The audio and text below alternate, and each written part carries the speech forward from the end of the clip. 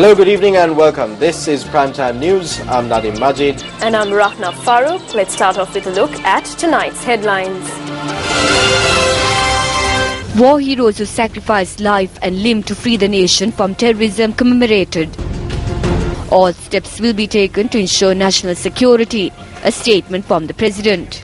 LTT වාදයට මේ රටේ නැවත හිසයස වීමට අපි කිසිසේත්ම ඉඩ තබන්නේ නැහැ. Heated exchanges in Parliament prompt adjournment until tomorrow. Somavan Samrasinghe comments on the JVP.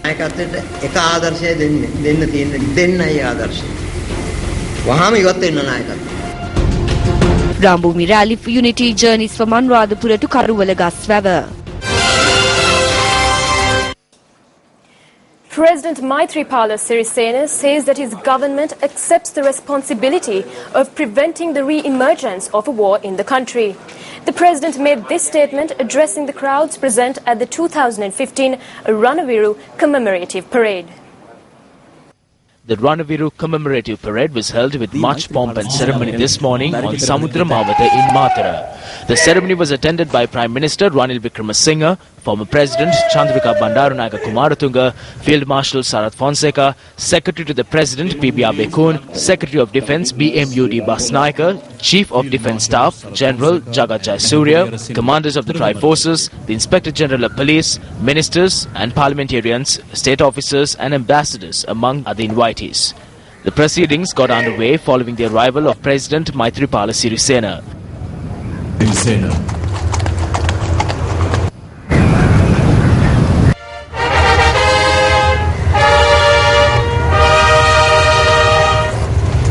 The Ranaviru commemorative parade commenced showcasing the pride of our nation with the hoisting of the national flag by the President.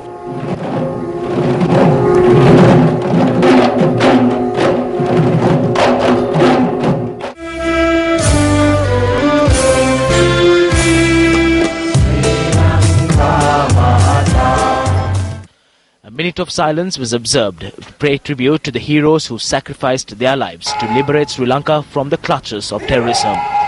Thereafter, a Tri-Forces Guard of Honour and a 21-gun presidential salute was presented by members of the armed forces. යුද නාවික ගුවන් police civil ආරක්ෂක ඒ සියලු දෙනාටම We are obligated to show our gratitude towards the Army, Navy, Air Force, Police, Civil Defence Force, all state leaders and everyone who contributed to put an end to the war which started back in the 80s. We must scrutinize as to whether post-war activities to be carried out within the country has been fulfilled by us. Priority was given to develop natural resources. As a country, it was clearly evident that a post-war reconciliation policy wasn't implemented to repair broken hearts. The new government's policy is reconciliation and development. We clearly state that as the new government, we will take all the necessary steps towards building the future of our motherland by strengthening national security. Instructions have already been given based on a national security arrangement. We clearly take responsibility in making sure that terrorism will not re-emerge in this country. නැවත මේ රටේ යුද්ධයක් ඇති නොවීම පැහැදිලිවම ඒ වගකීම අපි බාර ගන්නවා. ත්‍රස්තවාදයට, ම්ලේච්ඡ LTT වාදයට මේ රටේ නැවත හිසයස වීමට අපි කිසිසේත්ම ඉඩ තබන්නේ නැහැ. අපිට පෙනී යනවා We will not allow the barbaric LTTE to play its tune for terrorism to raise its head again within this country. We have noticed that there are certain factions bearing extremist thoughts and ideas. We have completely ignored false campaigns carried out by such extremists and are working within a national policy by strengthening national security, by strengthening the Tri-Forces, through providing all the resources so you can perform your duties and responsibilities with utmost trust and faith placed in you is how we are engaged in carrying out this task. With development and reconciliation as the main constituents, we must all come together to rebuild this country.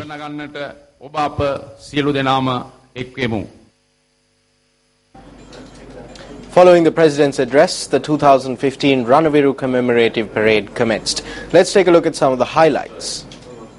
රමණීය දේශයක්. The band of the Tri-Forces commenced the commemorative parade. Major General Channaguna Tilaka was the commanding officer of the parade. උදැස් ක්‍රමක්‍රමයෙන් වාදක සහාය ලබා දීම සඳහා පැමිණෙන ත්‍රිවිධ ශ්‍රී ලංකා යුද හමුදා ස්වේච්ඡා බල සේනා විධායක හා ශ්‍රී ලංකා ඉංජිනේරු බලකාධිපති major general Channa Gunathilaka Sri Lanka A contingent of 3,255 Army personnel, 1,615 Navy personnel and 916 Air Force personnel took part in the parade. Sri Lanka police පූර්වවාදක කරන ප්‍රධානතම ආයතනය වන ශ්‍රී ලංකා සංඥා බලකාය නියෝජනය කරන කාන්තා කණ්ඩායම ශ්‍රී ලංකා සේවා බලකාය. An item which caught the attention of everyone was the parade of the disabled soldiers who sacrificed their limbs for the nation at the hands of the terrorists.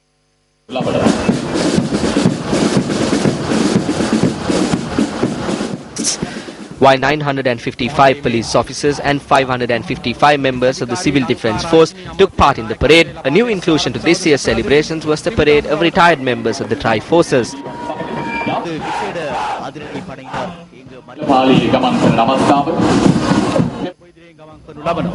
ප්‍රහාරයකට ලක්ව පලා යන සතුරා පසුපස සූමැද ගොස් තම ප්‍රවේගකාරී ප්‍රහාරක දාන පැදි කණ්ඩායමක් ලෙස මේ හවිරාගත් රථය දැන් ගමන් කරනු ලබනවා. ශාර හරස් ගමන් කරනු ලබන සනාසනද්ද බලකාය සතු සන්නද්ධ පාලම රැගත් රථය දැන් පෙළපාලින පාබල බලයනි වලට ආධාරක වෙඩි බලය සපයන ප්‍රබලමතම අවියක් වන නොපෙනෙන සතුරු ඉලක්ක RPG rocket launcher විසඩ පඩයනි ලෙස කටයුතු කරන විං කමාන්ඩර් මහේෂ් සියබලාපිටිය ගමන්ගේදී 89 VP එක සම්බන්ධ රථ දෙකක් එකට ඇරෝ යාත්‍රාවක් දැන් ඔබට දැකගන්න හැකියි. Members of the Navy who sailed the deep seas to protect the nation also showcased their might. The country's air power, showcased by the Sri Lanka Air Force, was also a spectacle which caught the eyes of many.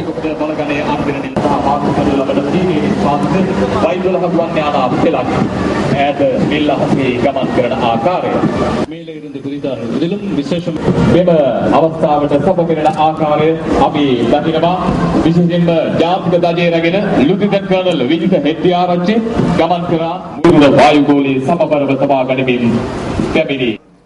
The Run Bhumi Rally for Unity, which is travelling across the island, bringing hearts together a brick by brick, reached Karuwala Gasvava this evening. Today's leg of the journey commenced in Anuradhapura.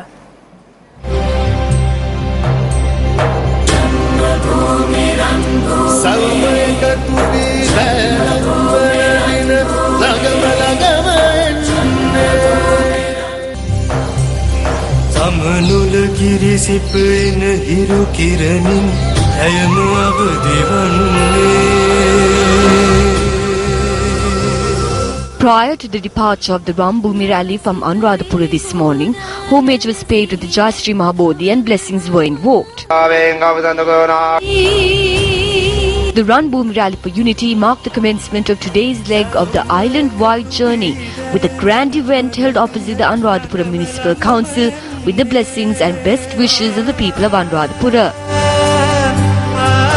Multi-faith religious leaders led by the Mahasangha, representatives of the senior management of the Capital Maharaja Organisation Limited and officials of the National Youth Services Council graced the occasion. The chief incumbent of the Sambuddha Jayanti Vihari in Anuradhapura and chief Sanghanayak of the North and North Central provinces, Venerable Pandita Nugatanna Panyananda Thera, also extended his blessings to the Ram Bhumi rally. Colours were added to the ceremony with cultural dance performances.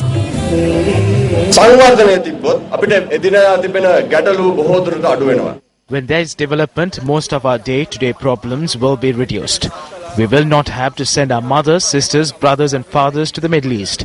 We can remain in Sri Lanka with pride, work for Sri Lanka and live good wholesome lives if we achieve this development. Look at most developed countries in the world. The people lead good lives peacefully. Why can't Sri Lanka strive to reach this position? There is no reason why we cannot do it. What shortcomings do we have in this country? None.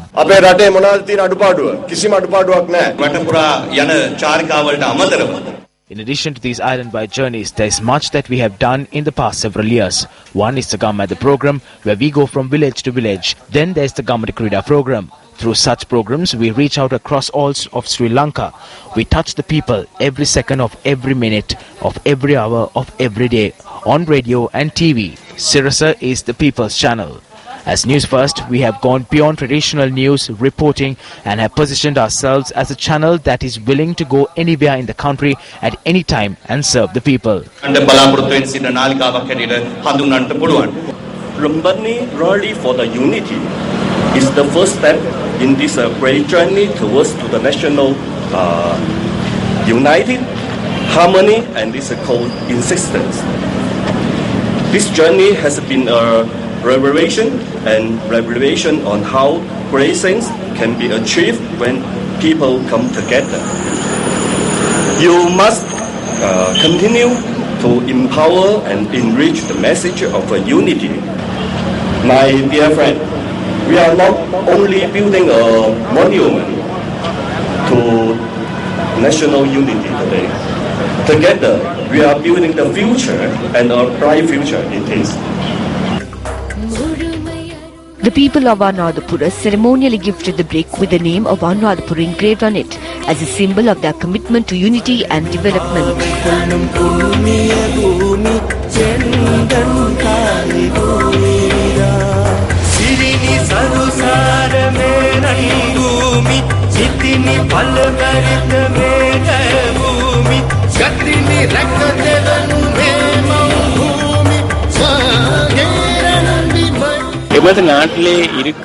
Programs like this must be initiated to foster cooperation and unity among our people.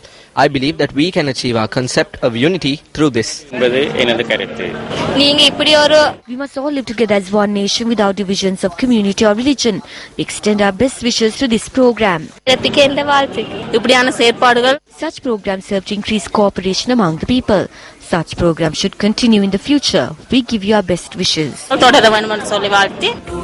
As the Rambumi rally approached Nochiagama, people on either side of the route added their best wishes and blessings. The Rambumi rally reached Nochiagama this afternoon. In Nochiagama too, where many communities live in unity, the Rambumi rally received a warm welcome.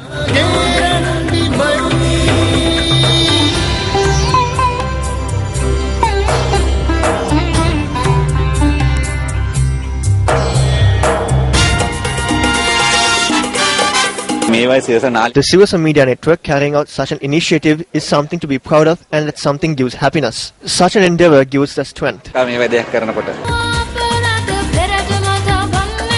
Rambumi Rally for Unity then journeyed to Karuvalagaswava, the end point of today's leg of the journey. A group of motorcyclists too joined in the rally, adding colour to the procession.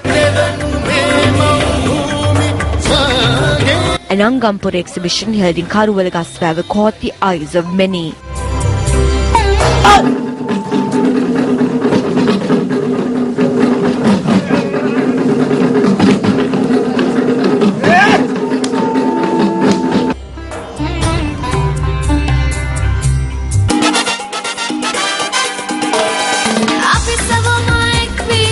The Rambumi Rally for Unity, organised by MTV MBC, News First, Colombo Port City and the National Youth Services Council will journey from Putlam to Arachikattuwa via Madurankulia tomorrow. News from Parliament. The report compiled by the three-member committee appointed by the Prime Minister to inquire into the controversial bond issue of the Central Bank of Sri Lanka in 2015 was tabled in Parliament today. The report was presented by the Leader of the House, Minister Lakshman Kiriyala. You all know that the Honourable Prime Minister appointed a committee. He promised that he will present a report. This is the report. Can you at least tell us who are the three persons who were appointed to look into this? This is not a government report. How can you say that three private lawyers were appointed and then present this report? Tell us their names. Yeah, please. The opposition demanded an immediate debate on the removal of the governor of the Central Bank of Sri Lanka in Parliament today. A Deputy Speaker, Chandima Virakodi, adjourned Parliament on 2 occasions today, following heated exchanges in the chamber. Eventually, Parliament was adjourned until tomorrow. over 90 MPs signed this resolution because the central bank was involved in one of the biggest frauds ever recorded in the central bank history of this country. Parliament have requested a date to debate this. The Speaker will be informed on this.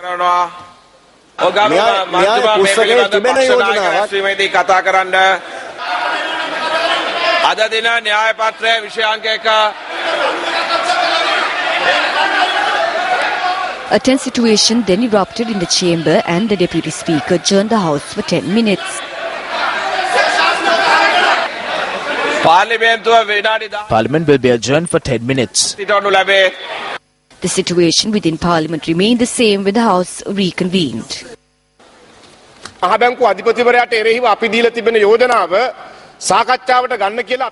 We demanded in the presence of Dinesh Gunawardene at the party leaders meeting that the motion put forth against the governor of the central bank be discussed.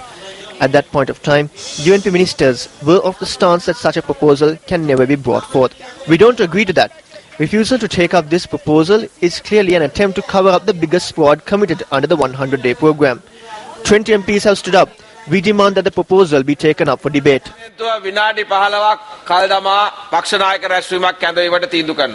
When the House convened 15 minutes later, the Deputy Speaker presented several decisions taken at the party leaders' meeting. I informed the House that in respect of extensive scrutiny and in order to present a fair decision, the Honourable Speaker has requested for more time and this was agreed upon at the party leaders' meeting. If we are unable to take up for debate and arrive at a decision on the large-scale fraud carried out by the governor of the central bank in broad daylight, it is a clear indication that the whole country's monetary policy is in a crumbling position.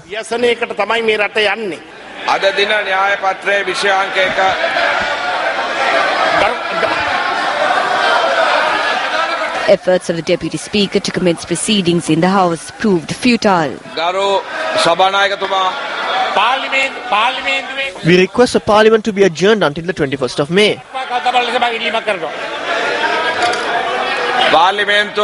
Parliament will be adjourned until 1 p.m. tomorrow.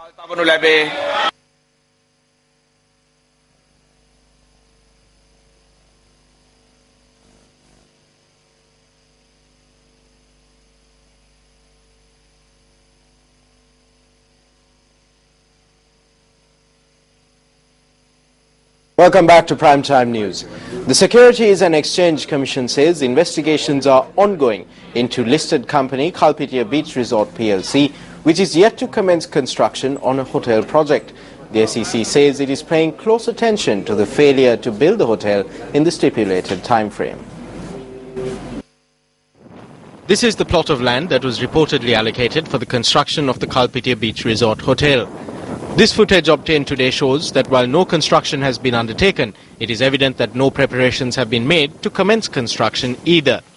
A sum of 283 million rupees was raised through an initial public offering at the Colombo Stock Exchange in December 2011, with the prospectus stating that the capital was being raised for this hotel project.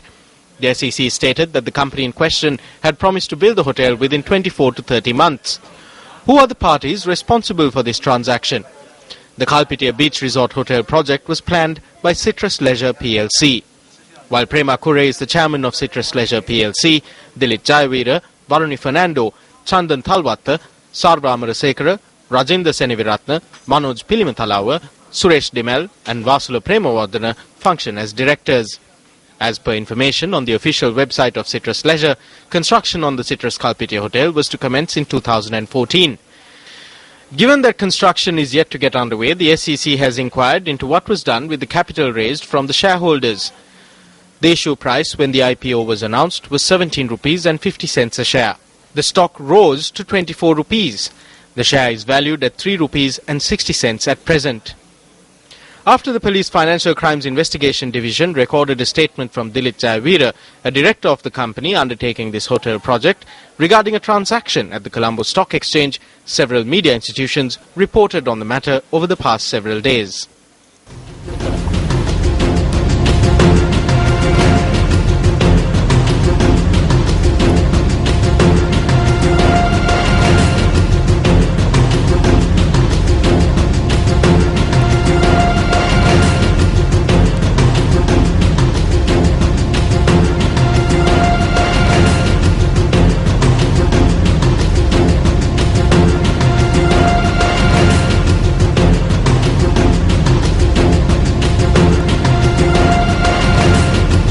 There are a number of allegations of violations of the Colombo Stock Exchange stock market rules and Securities and Exchange Commission regulations. There, under the last government, there were large numbers. The minor ones were compounded. 13 large cases were abandoned purportedly on the lack of evidence. They were not investigated or settled when it should have been probed further. The members of the Securities and Exchange Commission was providing a cover for these people. I have requested the Securities and Exchange Commission to go into these cases.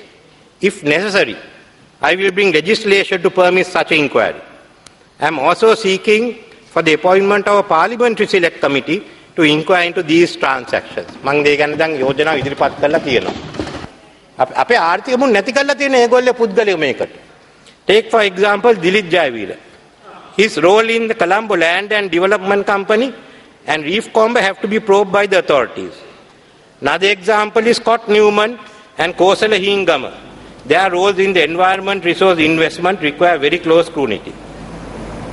The Lord Mayor of the City of London, Alan Yarrow, says that those who misbehave in the financial services industry must be disciplined. Yarrow, who is in Sri Lanka on an official visit, made this statement at an event held in Colombo today. Markets get it wrong regularly. Individuals get it wrong regularly. We in the City of London are judged as to how we treat those people. They have to be disciplined. And we're going to see more and more that happening now going forward. But people will always misbehave. And therefore there will be constant people being taught up and actually told to behave properly. And we are judged by what we do by those people who don't behave properly. A CEO's forum organised by the Institute of Chartered Accountants Sri Lanka and the Chartered Institute of Securities and Investment was held in Colombo this morning. Alan Yarrow, Lord Mayor of the City of London, delivered the keynote address. Up next is Action TV.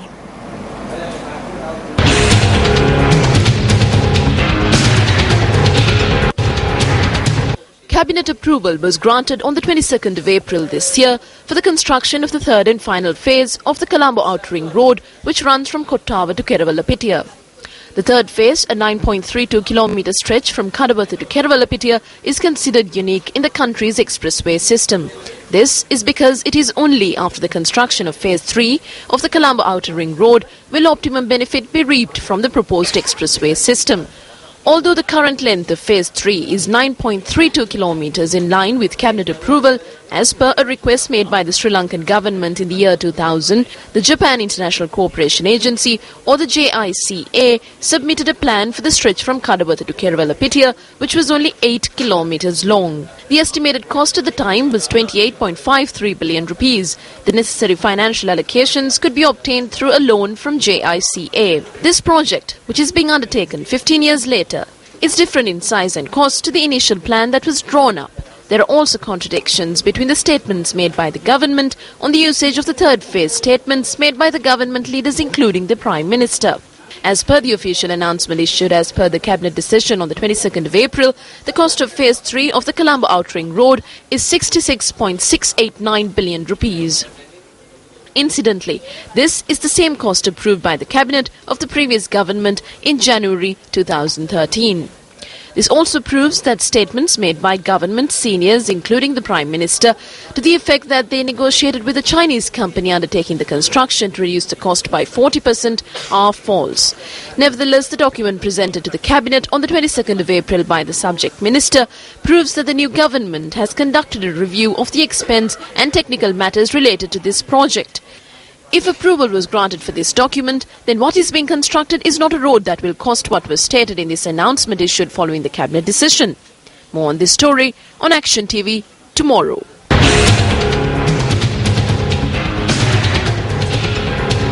Still to come on the news tonight. More than 50 killed in a landslide in Antioquia province in northwest Colombia. Await details on the international desk.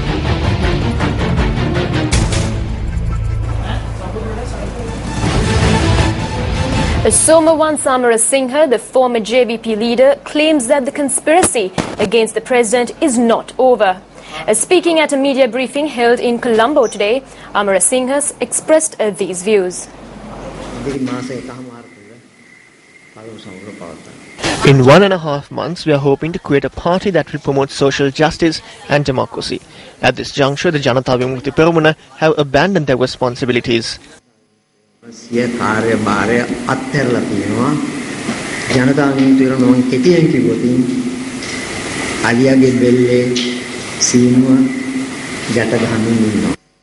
We are always ready to work for the benefit of the people, for the sake of democracy and for the sake of social justice. But we will not work with the United National Party nor with the grassroots level of the Sri Lanka Freedom Party. Why do we need to protect the president? What is the constitutional procedure if they murder the president or even kidnap him? The Prime Minister needs to take charge for 2 weeks. Then what will happen? A president will be appointed within the parliament. Who are the majority in parliament? Even a small child would know. The Janata Vimukti Peramuna does not understand what the third step will be. I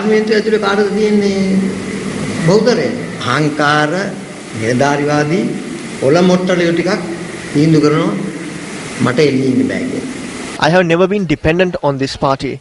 The leader has only one example to give, and that is to immediately step down from his position.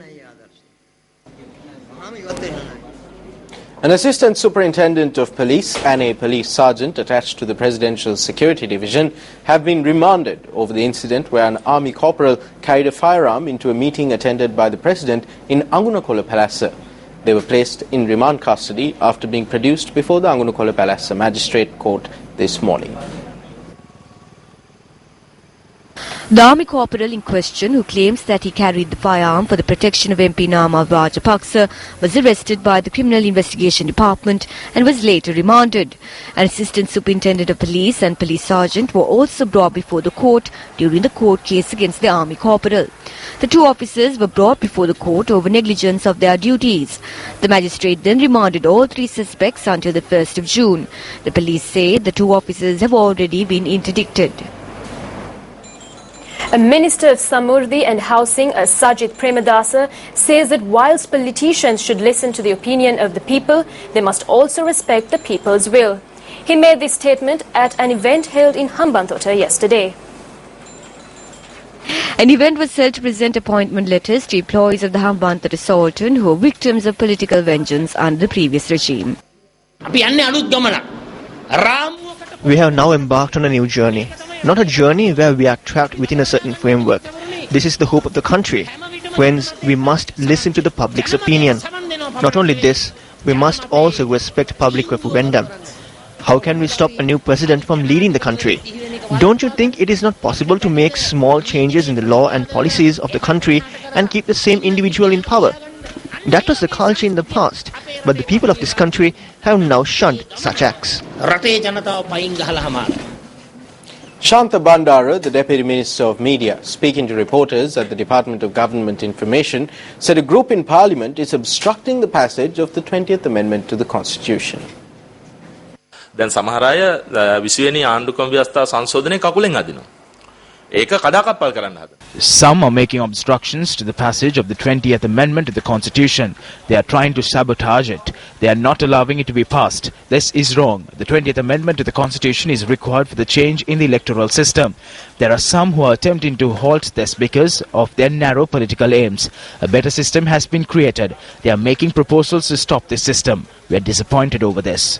They are using various means to stop this. This is not justifiable. පොඳුරු තෙල් හත්පත්යයි තාත් පොඩ්ඩක් ඕනේ කියලා කියනවනේ. ඒ වගේ දේවල් දාලා මේක නවත්තන්න හදන.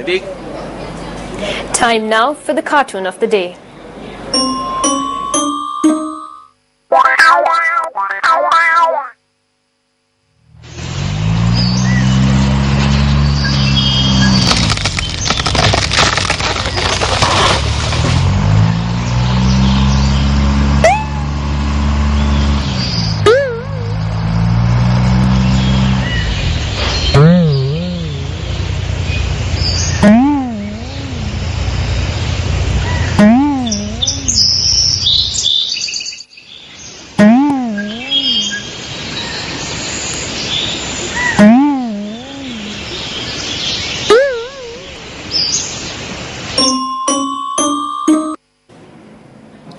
On to more local news. The head of the delegation of the International Committee of the Red Cross in Sri Lanka, Shireen Palini, says that there are loopholes in the existing international humanitarian legal framework. She made this statement at the inaugural session of the 6th South Asian Conference on International Humanitarian Law in Colombo. But given the realities of contemporary armed conflict, the question you should ask yourself is, are we doing enough to protect civilians in armed conflict? While thousands are forced to flee their countries due to escalation of armed hostilities, obstructions caused to the delivery of humanitarian aid and healthcare continue to be a serious concern. Another relevant question is the adequacy of the existing IHL legal framework to deal with the complexities of modern-day armed conflict. Is the humanitarian consequences mentioned above caused entirely or partly by loopholes in the existing legal framework? For example, does IHL provide adequate safeguards in the case of cyber warfare and the development of automated weapons? Issues such as IHL, armed conflict and terrorism, multinational forces and IHL, the IHL and implication for peacekeeping operations and cyber operations in armed conflicts are all issues which call for urgent attention of the international community. Unless these complex contemporary issues are addressed comprehensively and applied to these evolving situations, IHL will lag behind the ground realities of the present day with tragic consequences to humanity. This is incidentally the first time the 6th South Asian Conference on International Humanitarian is being held in Sri Lanka. The conference saw the presence of representatives from South Asian countries, experts, diplomats and government officials, and will be held from the 19th to the 21st of this month.